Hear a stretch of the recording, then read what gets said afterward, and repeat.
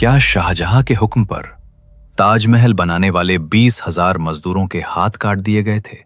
वही मजदूर जिन्होंने अपने खून पसीने से ताजमहल की एक एक ईंट रखी थी, जिसे आज पूरी दुनिया 7वां अजूबा कहती है।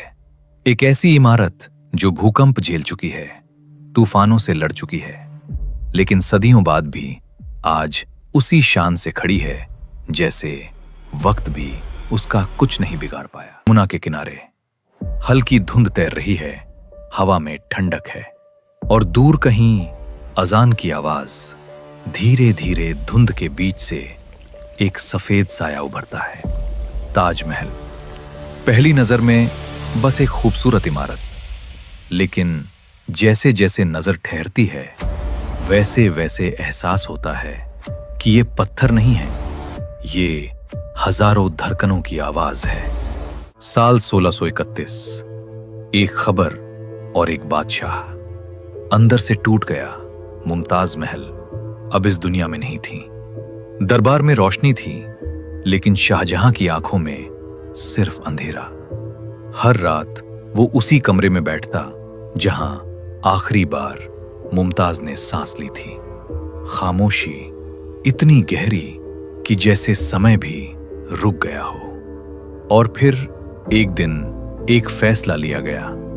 मोहब्बत को मिटने नहीं दिया जाएगा, उसे पत्थरों में कैद किया जाएगा।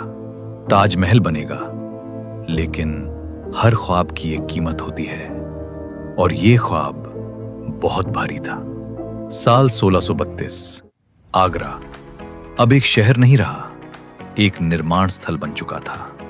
हर तरफ शोर, हथौड़ों की आवाज, पत्थरों की टकराहट, हाथियों की भारी चाल और हजारों मजदूरों की थकी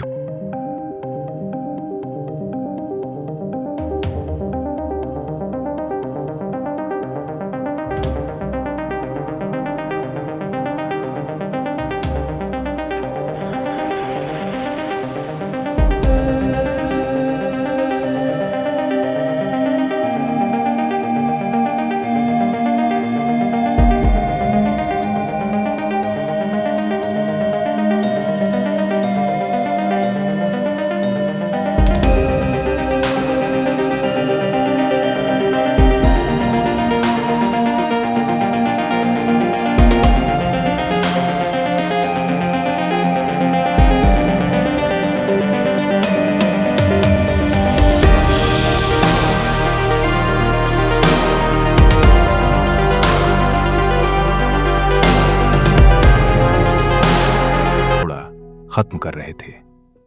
लेकिन सवाल अब भी वही है, इतनी विशाल इमारत बिना मशीनों के कैसे बनी?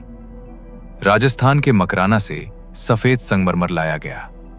करीब 300 किलोमीटर दूर से हजारों बैलगाड़ियां और करीब 1000 हाथी धीरे धीरे पत्थरों को आगरा तक लाया गया।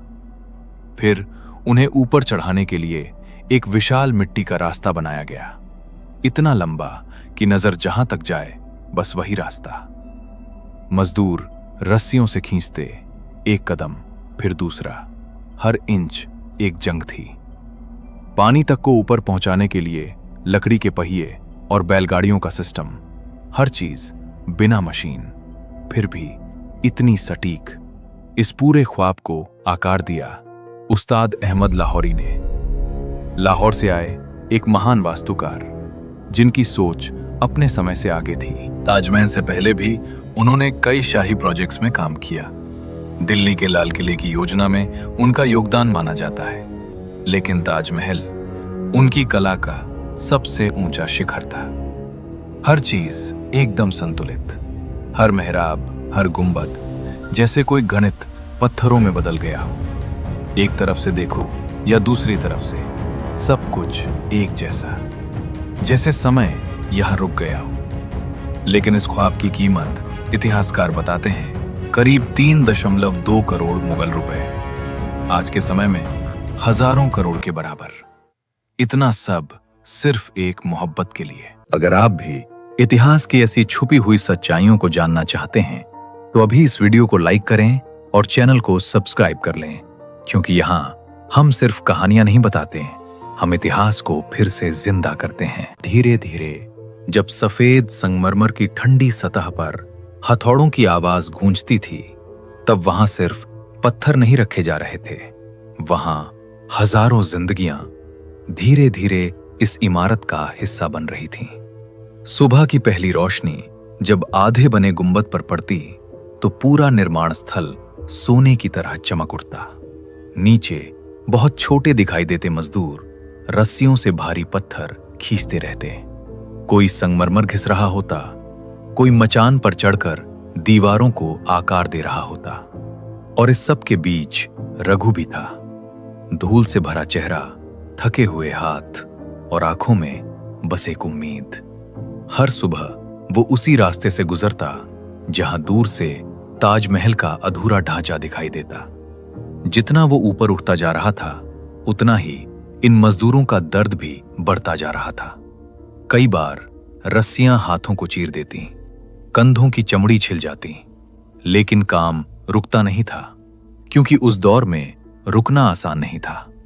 दोपहर की तेज धूप में जब सफेद पत्थर आग की तरह तपते, तब भी मजदूर उन्हीं पत्थरों को उठाए रहते।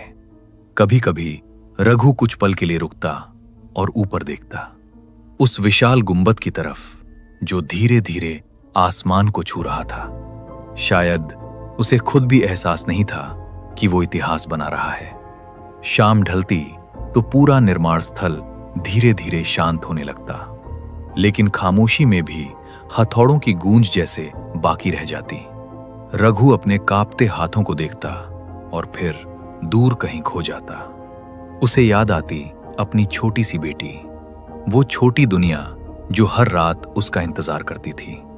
शायद यही सोचकर वो अगली सुबह फिर लौट आता। मौसम बदलते गए, बरसात आई, आंधियां आईं, सर्द हवाएं चली, लेकिन ताजमहल का ढांचा हर मौसम के साथ और ऊंचा होता गया। धीरे धीरे सफेद गुंबद पूरा होने लगा, मेहराबें आकार लेने लगी, दीवारों पर नक्काशी उभरने लगी, और एक दिन वो अधूरा सपना धीरे धीरे हकीकत जैसा दिखने लगा। लेकिन उस चमकते संगमरमर के पीछे आज भी छुपी हुई हैं उन हजारों मजदूरों की थकी हुई सांसें, उन हाथों की मेहनत जिनका नाम इतिहास ने कभी याद नहीं रखा, लेकिन जिनकी मेहनत आज भी ताजमहल के हर पत्थर में जिंदा है। लेकिन जितना बड़ा ये सपना था, उतना ही बड़ा एक डर भी था। धीरे धीरे मजदूरों के बीच एक बात फैलने लगी, काम खत्म होते ही उनके हाथ काट दिए जाएंगे, ताकि कोई दोबारा ऐसा ताजमहल ना बना सके। रात के अंधेरे में कुछ मजदूर चुपचाप बैठते, धीरे धीरे बातें करते, आंखों में डर, दिल में सवाल, क्या सच में ऐसा होगा? लेकिन काम रुकता नहीं, क्योंकि रुकने का मतलब था सब कुछ खो देना। फिर वो दिन आया जब ताजमहल लगभग पूरा हो चुका था। सफेद संगमरमर धूप में चमक रहा था। शाहजहां खुद आया, हर नक्काशी देखी, हर दीवार को महसूस किया, और उस पल हर मजदूर की सांस रुक गई थी। अब क्या होगा? लेकिन कुछ भी नहीं हुआ। इतिहास के पन्नों में कहीं भी ऐसा कोई सबूत नहीं मिलता कि मजदूरों के हाथ काटे गए। असल सच्चाई, ये मजदूर इस निर्माण के बाद दूसरे शाही प्रोजेक्ट्स में भेजे गए। कुछ को मजदूरी मिली, कुछ को जमीन, कुछ अपने गांव लौट गए, थके हुए, टूटे हुए, लेकिन जिंदा। पर हर कोई वापस नहीं लौटा। 22 साल लगातार मेहनत। कई लोग बीच में ही खो गए, कोई पत्थर के नीचे दब गया, किसी की सांस धीरे धीरे खत्म हो गई, किसी की आंखों की रोशनी चली गई। ये वो कीमत थी जो किसी इतिहास की किताब में पूरी तरह नहीं लिखी गई। रघु अब बूढ़ा हो चुका था। 22 साल बाद वो अपनी बेटी को ताजमहल दिखाने लाया। धीरे धीरे वो दीवार के पास गया, हाथ आगे बढ़ाया, संगमरमर को छुआ और बहुत धीरे से कहा, ये मैंने बनाया है। उसकी बेटी कुछ नहीं बोली, बस उसे देखती रही। उसकी आंखों में गर्व था, लेकिन एक गहरा दर्द भी, क्योंकि उसने अपने पिता को धीरे धीरे टूटते हुए देखा था।